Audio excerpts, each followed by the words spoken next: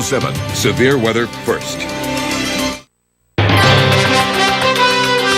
You're watching KRCR News Channel 7 at 5:30. Get the facts right. We start our show with breaking news tonight. A fatal crash in Mount Shasta involving a motorhome and pickup and causing major traffic backups. Good evening. Glad you're with us. I'm Julia Avery.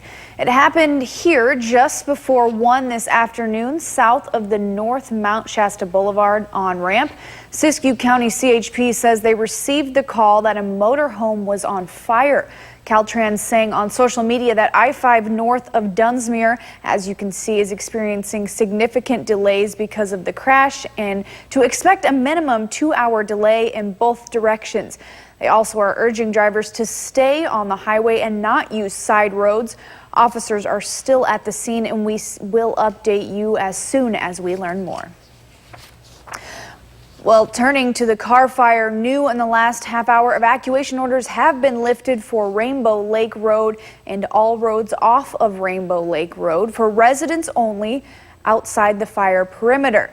Fire is 59% contained and has burned 191,000 acres. Firefighters are continuing to improve containment lines while being challenged by heavy timber and steep terrain. Evacuations remain in place for Whiskeytown Park and Trinity Dam at Trinity Dam Boulevard. The fire spread is driven by the fuel and topography with high potential for rollout and spot fires. Interior islands of previously unburned vegetation continue to produce significant smoke.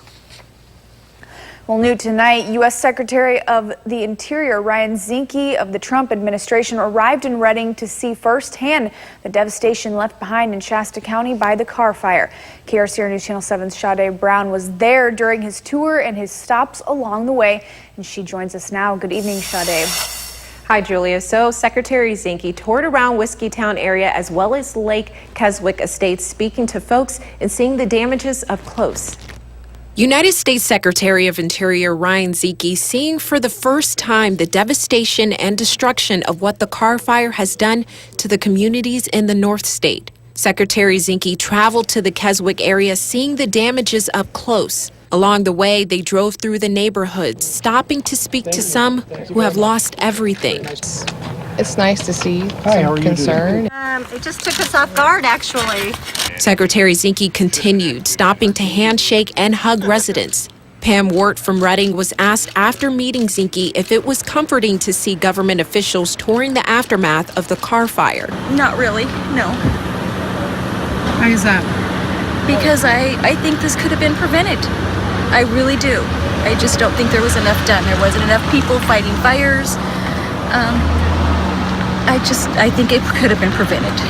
Secretary Zinke having this to say about the importance of meeting the faces behind the tragedy and his hopeful next steps. I just met a family today that was actually a grandma and husband in the driveway that impromptu we were driving by, and they were standing in a home that had made it, surrounded by homes that didn't, and we had a short prayer and why their home was saved, an act of God. But I think it's important to talk to families too and reassure them that we're going to do everything under my power to make sure we have a quick recovery and we put in place procedures that it doesn't happen again. Secretary Zinke says it was shocking and devastating seeing the aftermath. He says the next step is meeting with the Secretary of Agriculture tomorrow, assessing and working on making a 60 to 90-day plan. Sade Brown, KRCR News Channel 7. And coming up tomorrow morning, Interior Secretary Zinke will sit down with Daybreak's Kelly Som for a one-on-one interview here on KRCR at 6:30 a.m. He will be here addressing the Carr fire, forest and wildland management. So don't miss it first thing here Monday morning.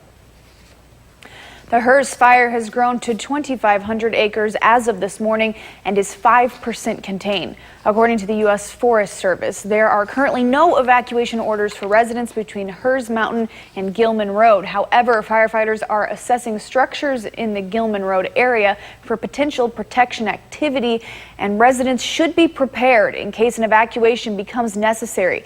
U.S. Forest Service says to avoid Gilman Road east of I-5 as the fire is burning in steep and rugged rugged terrain west of Gilman Road near the McLeod arm of Shasta Lake.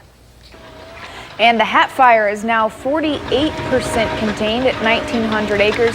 Firefighters are continuing to increase and strengthen containment lines around the fire perimeter while mopping up and patrolling other areas. Evacuations remain in place for the residential areas of Pit 1 Powerhouse Road and east to Barrett Lane in Fall River Mills.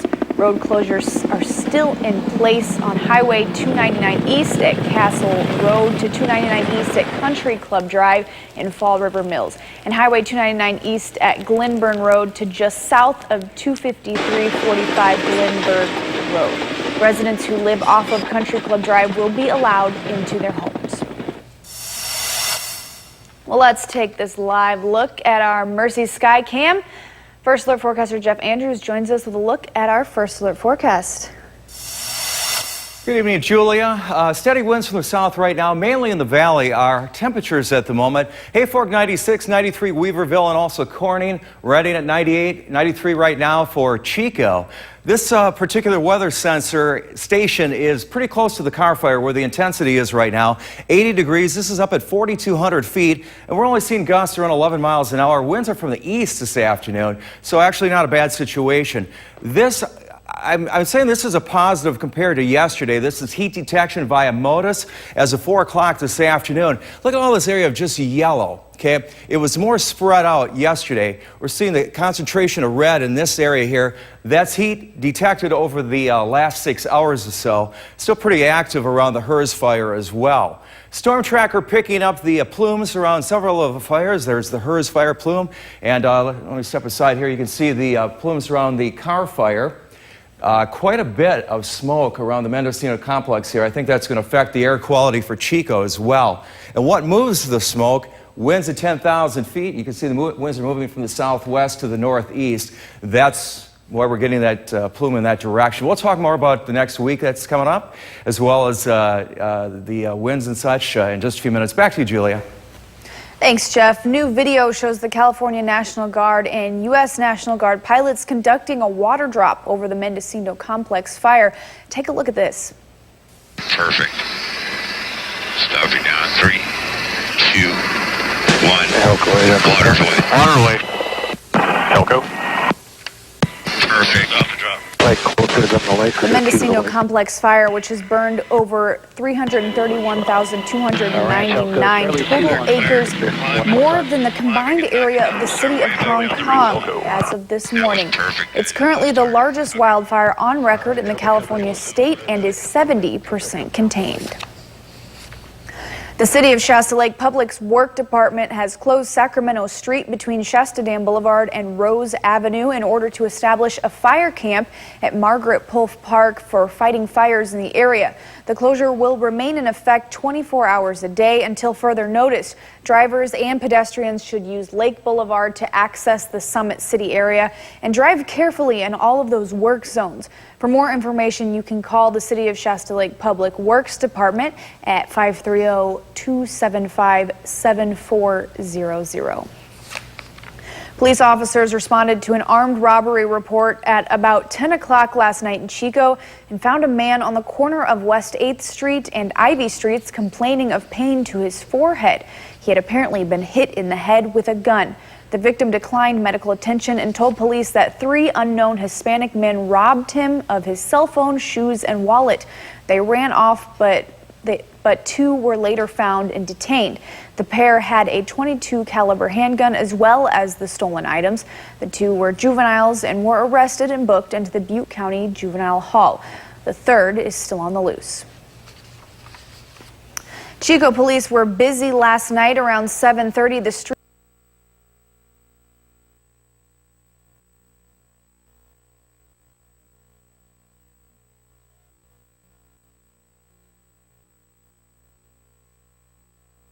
As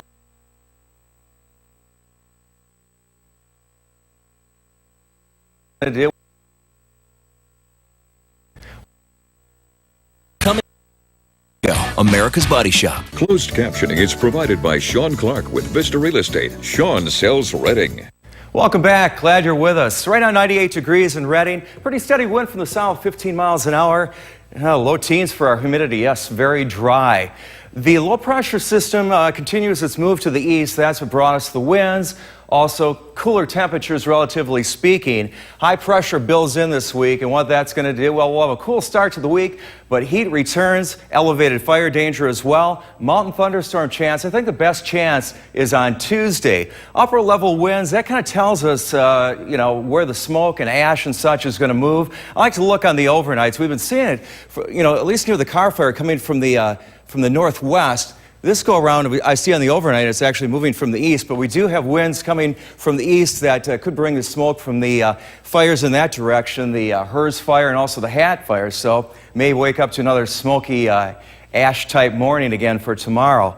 Overnight tonight, Hayfork 49, 47 for Alturas. Our lows in the valley, mainly in the middle 60s, 66 for Redding, 66 for Chico on the overnight. Precision cast outside of the smoky, hazy conditions. We'll have sunshine. Here's a look at 8 o'clock tomorrow morning as we go through the day. 5 o'clock, wrap up the day. More of the same, lots of sunshine. Here's what we're looking at for high temperatures. It's going to be smoky, hazy this part of the North State. We'll see 96 Weaverville, 96 for Hayfork, Trinity Center 89, moving eastward. Fall River Mills 92, 91 for Bernie. They're going to have winds on that side of the valley from the south-southwest about 10 miles an hour. As we head into the valley, Redding, Anderson 99, Cottonwood, and Red Bluff high of 98. 99 for Palisadro, Corning 96, 95 for the high in Chico. Chico 7-day forecast, hazy skies. That's what we're looking at least the first half of the week. As long as the fires are going, it's kind of to be expected. Possibility of mountain thunderstorms on Tuesday. Look at our highs through the course of the week, mainly in the 90s. And as that ridge of high pressure begins its build in, we're going to see the temperatures heating up as we get towards 100 next weekend. The 7-day forecast for Redding, hazy skies, mountain thunderstorms a possibility on Tuesday. And look, as we go through the course of the week, as we get to next weekend, a weather alert day for next Saturday and Sunday. High temperatures next weekend, possibly around 105.